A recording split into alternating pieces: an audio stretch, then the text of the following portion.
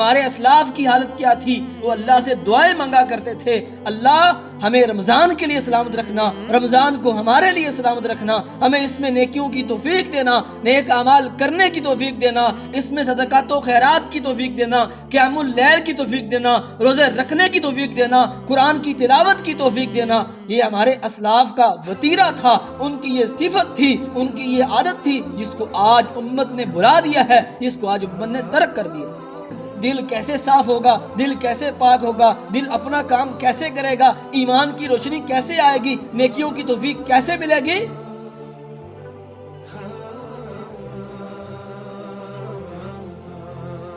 ہمارے اسلاف ان کی کیا حالت تھی، وہ کس قدر رمضان کے لیے تیاری کرتے تھے، کس قدر ان کو رمضان کی فکر ہوتی تھی۔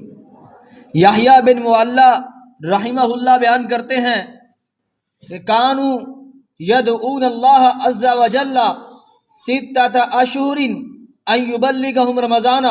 ہمارے اسلاف کی حالت یہ تھی کہ وہ اللہ سے دعا کرتے تھے، 6 مہینے اللہ سے دعا کرتے، ان یبلغہم رمضان، کہ اللہ ان کے مقدر میں رمضان کا مہینہ کر دے، اے اللہ ہمیں رمضان تک زندہ رکھنا، رمضان کے مہینے کو ہمارے مقدر میں کر دینا۔ ہمارے اسلاف اللہ سے یہ دعائیں کیا کرتے تھے۔ ثم یدعون اللہ عز وجل ستۃ اشہر اخری ان یتقبلہ منہ۔ پھر رمضان گزرنے کے بعد 6 مہینے اللہ سے دعائیں مانگتے، اللہ جو نیکیاں، جو اعمال ہم نے اس مہینے میں کیے تو انہیں ہم سے قبول کر لینا۔ یہ ہمارے اسلاف تھے۔ اور آج ہم ہیں، کیا کبھی ہم نے دعا کی ہے اللہم بلغنا رمضان، اللہ ہمیں رمضان تک پہنچا دے، رمضان تک زندہ رکھنا، اس میں نیکیوں کی توفیق دینا؟ یحییٰ بن ابی کثیر فرماتے ہیں میں نے اپنے اسلاف کو دیکھا، وہ اللہ سے دعا کیا کرتے تھے، اللہم سلمنی الی رمضان وسلم لی رمضان، اے اللہ مجھے رمضان تک سلامت رکھنا، رمضان کو میرے لیے سلامت رکھنا۔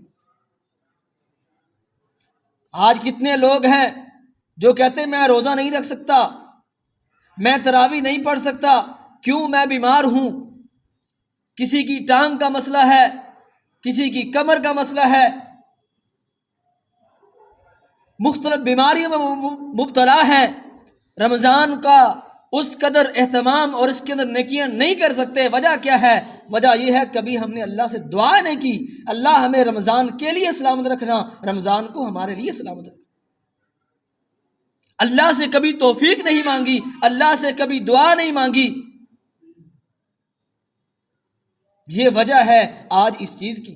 جبکہ ہمارے اسلاف کی حالت کیا تھی؟ وہ اللہ سے دعائیں مانگا کرتے تھے، اللہ ہمیں رمضان کے لیے سلامت رکھنا، رمضان کو ہمارے لیے سلامت رکھنا، ہمیں اس میں نیکیوں کی توفیق دینا، نیک اعمال کرنے کی توفیق دینا، اس میں صدقات و خیرات کی توفیق دینا، قیام اللیل کی توفیق دینا، روزے رکھنے کی توفیق دینا، قرآن کی تلاوت کی توفیق دینا۔ یہ ہمارے اسلاف کا وتیرہ تھا، ان کی یہ صفت تھی، ان کی یہ عادت تھی، جس کو آج امت نے بھلا دیا ہے، جس کو آج امت نے ترک کر دیا۔ رمضان نیکیوں کا مہینہ ہے، مسلمانوں کے لیے بہار ہے۔ جس طرح بہار کا مہینہ، بہار کا موسم آتا ہے جو کہ بالکل آ چکا ہے، ہر طرف مختلف شہروں میں جشن بہارا منایا جا رہا ہے، اسی طرح ایک مومن کے لیے روحانی اعتبار سے، نیکیوں کے اعتبار سے رمضان کا مہینہ ایک مومن کے لیے بہار کی مانند ہے۔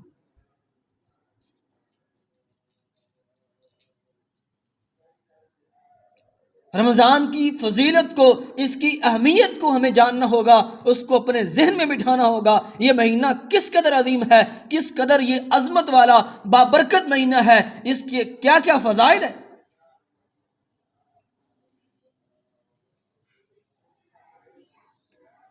اللہ تعالیٰ فرماتے ہیں شہر رمضان الذی انزل فیہ القرآن، رمضان کا وہ بابرکت مہینہ ہے جس میں قرآن کو نازل کیا گیا۔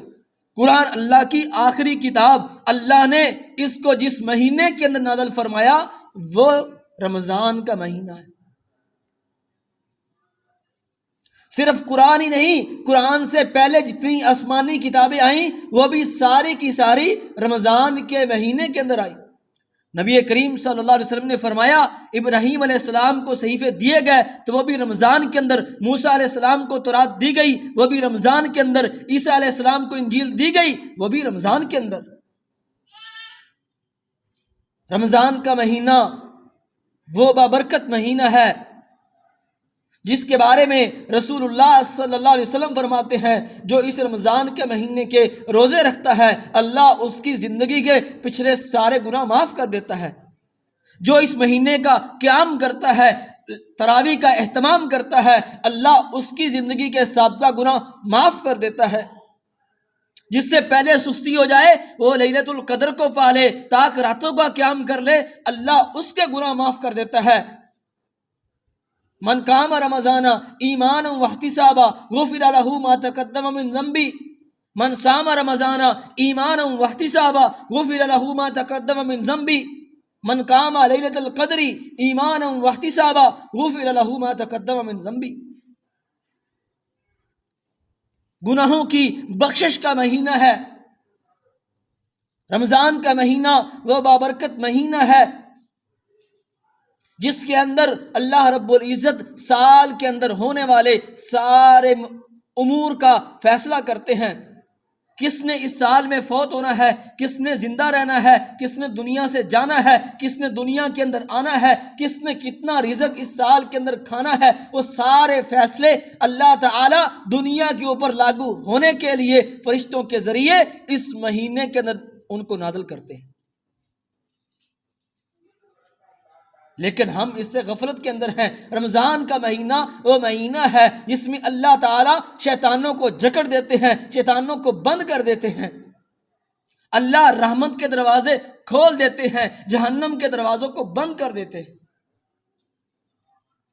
فتحت فی ابواب الرحمہ وغلقت ابواب الجحیم وصفدت الشیاطین۔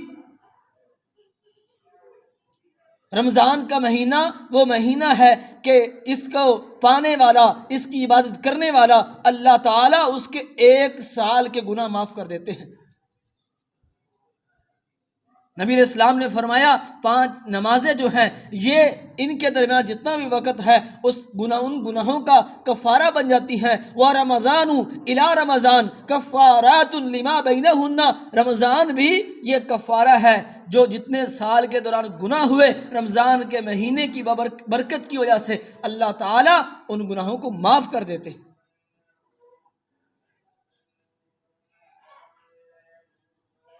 رمضان کا مہینہ وہ مہینہ ہے جس کے اندر اللہ تعالیٰ ہر رات لوگوں کو جہنم سے آزاد کرتے ہیں۔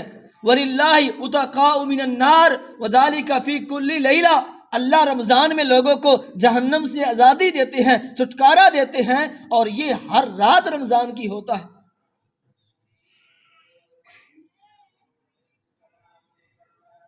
رمضان کا مہینہ کتنی عظمت والا مہینہ ہے، کتنی برکت والا مہینہ ہے، کتنی فضیلت والا مہینہ۔ اس کے روزے اللہ تعالیٰ نے ہم پر فرض کی ہیں۔ فارض اللہ علیکم صیامہ، نبی علیہ السلام نے فرمایا اللہ نے رمضان کے مہینے کے روزے تم پر فرض کیے۔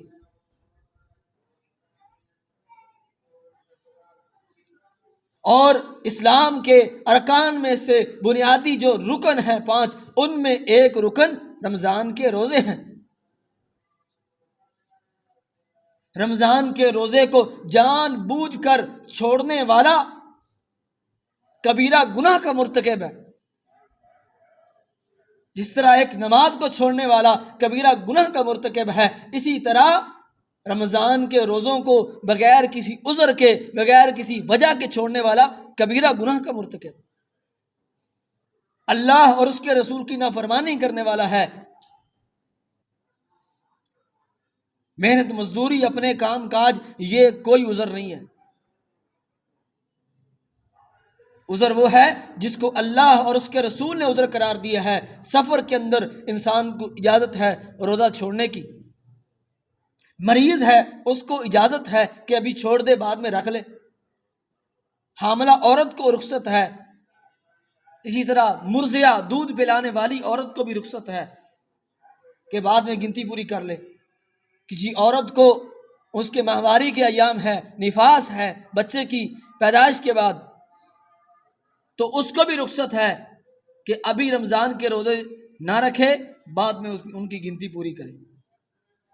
لیکن اپنی محنت مزدوری کی وجہ سے، اپنے کام کاج کی وجہ سے رمضان کے روزوں کو چھوڑ دینا، ان کو نہ رکھنا، یہ کبیرہ گناہ ہے۔ تو رمضان کی فضیلت کو، اس کی اہمیت کو اپنے سامنے رکھنا ہے۔ اس سے کیا ہوگا؟ اس سے ہمیں جو ہے اس کی تیاری کی توفیق ملے گی اور شوق پیدا ہوگا رمضان کے مہینے میں نیکیاں کرنے کا۔ اور اللہ تعالیٰ کیا فرماتے ہیں کہ نیک اعمال کے اندر ایک دوسرے سے آگے بڑھو، سابقوا الی مغفرۃ من ربکم وجنۃ، اپنے رب کی مغفرت کی طرف، بخشش کی طرف، جنت کی طرف بڑھو، دوڑ لگاؤ، مقابلہ بازی کرو۔ فاستبقوا الخیرات، نیکی کے کاموں میں ایک دوسرے کا مقابلہ کرو۔ صحابہ کرام کس چیز میں مقابلہ کرتے تھے؟ سنن ابو داؤد کے اندر حدیث موجود ہے، حضرت ابو بکر صدیق رضی اللہ تعالی عنہ اور حضرت عمر فاروق رضی اللہ تعالی عنہ کا مقابلہ کس چیز میں ہوا تھا؟ نبی کریم صلی اللہ علیہ وسلم نے جہاد کے لیے مال مانگا ہے، صحابہ سے فنڈ مانگا ہے۔ حضرت ابو بکر صدیق رضی اللہ تعالیٰ عنہ اپنے گھر کے اندر گئے ہیں مال لانے کے لیے، اللہ کے نبی کو سامنے مال پیش کرنے کے لیے۔ ادھر حضرت عمر بھی جا رہے ہیں اور کہہ رہے ہیں آج میں ابو بکر رضی اللہ عنہ سے آگے نکل جاؤں گا، ان سے سبقت لے جاؤں گا، ان سے زیادہ مال اللہ کے راستے میں دوں گا۔ حضرت عمر گئے، اپنے گھر کا آدھا مال اٹھایا، نبی علیہ الصلوۃ والسلام کے سامنے لا کر رکھ دیا۔ نبی علیہ السلام نے پوچھا عمر گھر کیا چھوڑا ہے؟ کہا اللہ کے نبی آدھا مال اٹھا کے آپ کو دے دیا، آدھا گھر میں چھوڑ آیا۔ حضرت ابو بکر صدیق آتے ہیں اور انہوں نے نبی کریم صلی اللہ علیہ وسلم کے سامنے اپنا مال جو ہے وہ پیش کیا۔ نبی علیہ السلام نے پوچھا ابو بکر گھر میں کیا چھوڑ کے آئے ہو؟ فرمایا ابقیت لہم اللہ و رسولہ، اللہ کے نبی میں اپنے گھر اللہ اور اس کے رسول کو چھوڑ کے آیا ہوں، ان کی محبت کو چھوڑ کے آیا ہوں، جو بھی تھا سارا مال آپ کے سامنے لا کر پیش کر دیا۔ حضرت عمر فرماتے ہیں اس وقت سے میں نے یقین کر لیا کہ میں ابو بکر صدیق رضی اللہ عنہ سے آگے نہیں بڑھ سکتا۔ تو صحابہ اکرام کس چیز میں مقابلہ بازی کر رہے ہیں؟ کس چیز میں دوڑ لگا رہے ہیں؟ کس چیز کی طرف سبقت لے کے جا رہے ہیں؟ نیک اعمال کی طرف، نیکیوں کی طرف سبقت لے کے جا رہے ہیں۔ اور آج ہماری دوڑ کس چیز کے اندر ہے؟ ہماری دوڑ ہے آج روپے پیسہ اکٹھا کرنے کے اندر، جائیداد بنانے کے اندر۔ کسی کی ایک کوٹھی ہے، میں 2-4 بناؤں گا، کسی کا ایک ہوٹل ہے، میں 3 بناؤں گا۔ اس چیز میں مقابلہ بازی ہے۔ اگر کسی نے اپنے ولیمے کے اوپر 4 لاکھ خرچ کیا ہے، میں 8 کروں گا۔ فخر، ریا، اس کے اندر آج ہماری مقابلہ بازی ہے۔ دنیا کو حاصل کرنے کے اندر دوڑ لگی ہوئی ہے، نیک اعمال کے اندر کوئی دوڑ نہیں ہے، ان کی کوئی فکر نہیں۔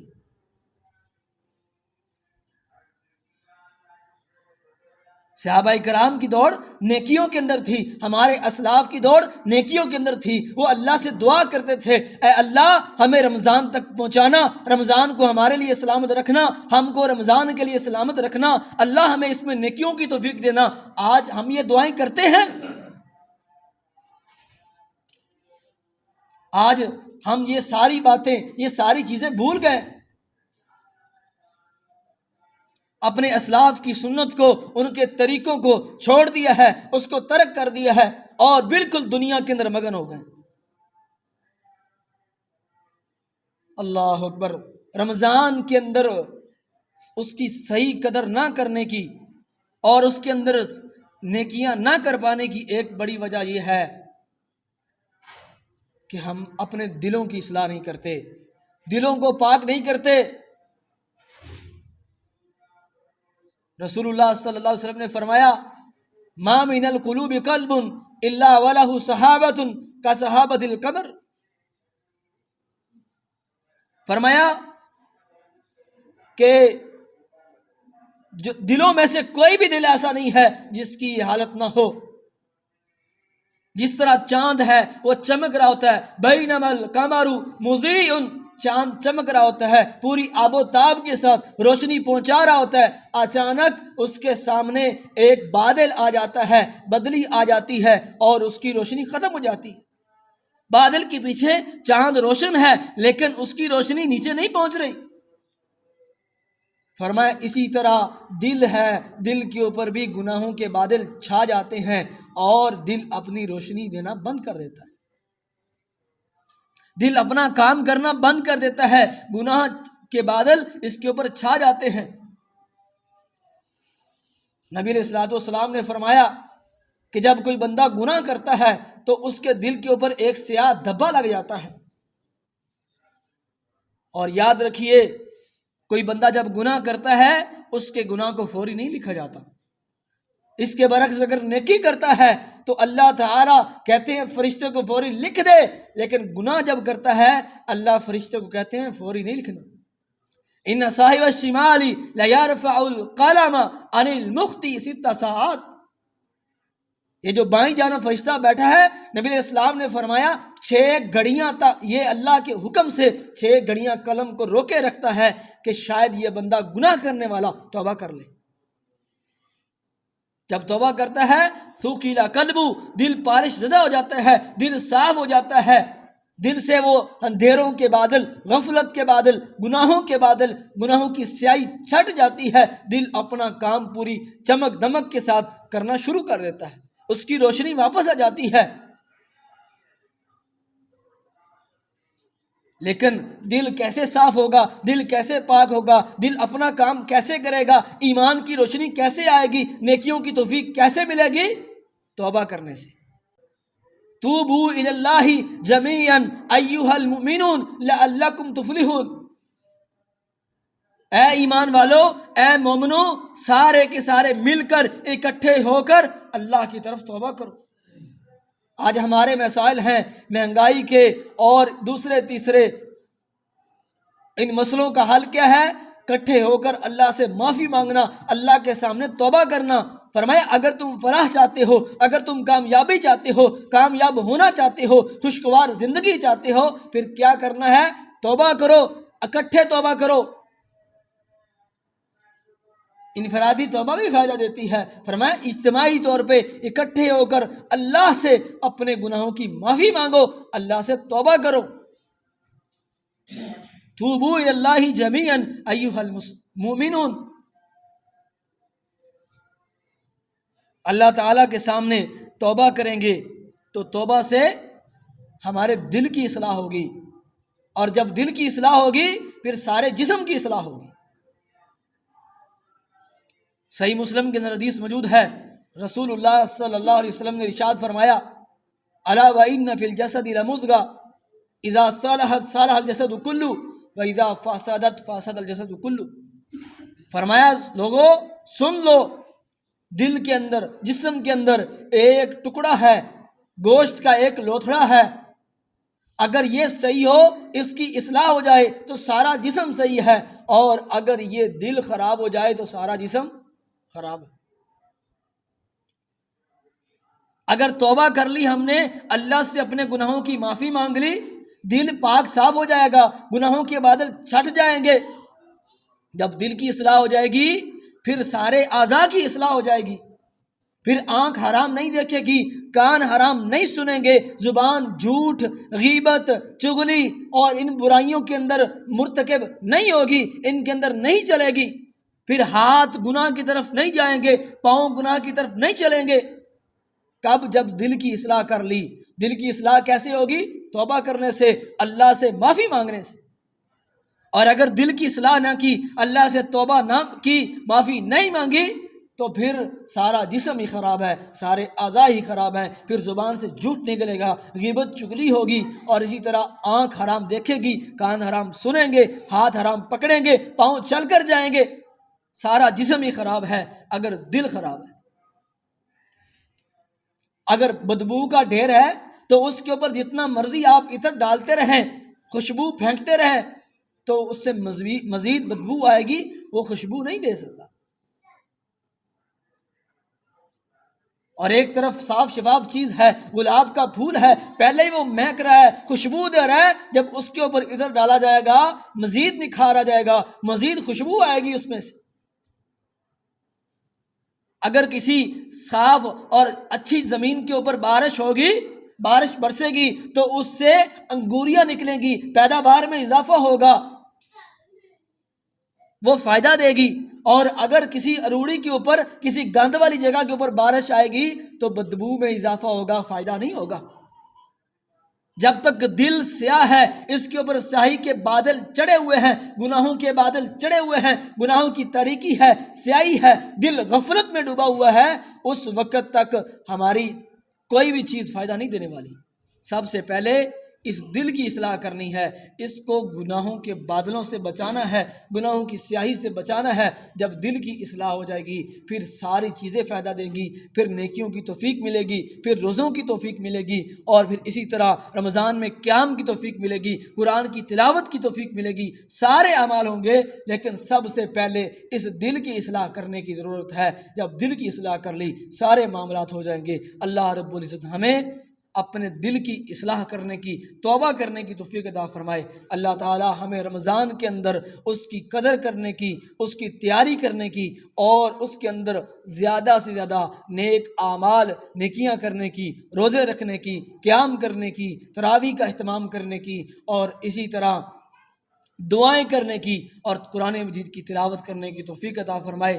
تو اپنے جب دل صحیح ہوتا ہے نا، پھر دل شیڈول مرتب کرتا ہے، ایک نظام الاوقات بناتا ہے۔ ہمیں بھی چاہیے کہ ہم رمضان کے آنے سے پہلے، ایک کل کا دن ہے، شاید اتوار کو روزہ ہو جائے گا، پرسوں، تو ہمیں کیا کرنا ہے، ہم ترتیب لگائیں اپنے اس وقت کی، رمضان کی بابرکت گھڑیوں کی ہم ترتیب لگائیں۔ اس کے اندر ہم نے کیا کرنا ہے، صبح اٹھ کر میں نے سحری کے وقت کیا کرنا ہے، سحری کے بعد میں نے قرآن کی تلاوت کتنی کرنی ہے، میری نمازوں کا کیا شیڈول ہوگا، اشراق کا، دیگر چیزوں کا، تراویح کا اہتمام میں نے کیسے کرنا ہے، رمضان میں نے کتنے قرآن ختم کرنے ہیں، اور اللہ تعالیٰ سے کتنی دعائیں کرنی ہیں، یہ سارا اس کا ایک نظام، ایک شیڈیول مرتب کریں۔ اس وقت میں نے یہ کرنا ہے، اس وقت میں نے اپنی دنیاوی معاملات کو بھی ساتھ چلانا ہے، اور اس کے ساتھ ساتھ نیک اعمال بھی کرنے ہیں۔ تو جب ہم ایک ترتیب لگائیں گے اپنی، تو اس سے اللہ تعالیٰ ہمارے وقت میں برکت ڈال دے گا، اور ہمیں پتہ ہوگا کہ ہم نے کیا کرنا ہے۔ اللہ تعالیٰ ہمیں رمضان کی صحیح تیاری کرنے کی توفیق عطا فرمائے۔ وأقول قولي هذا وأستغفر الله لي ولكم ولسائر المسلمين۔ جزاكم الله خيرا۔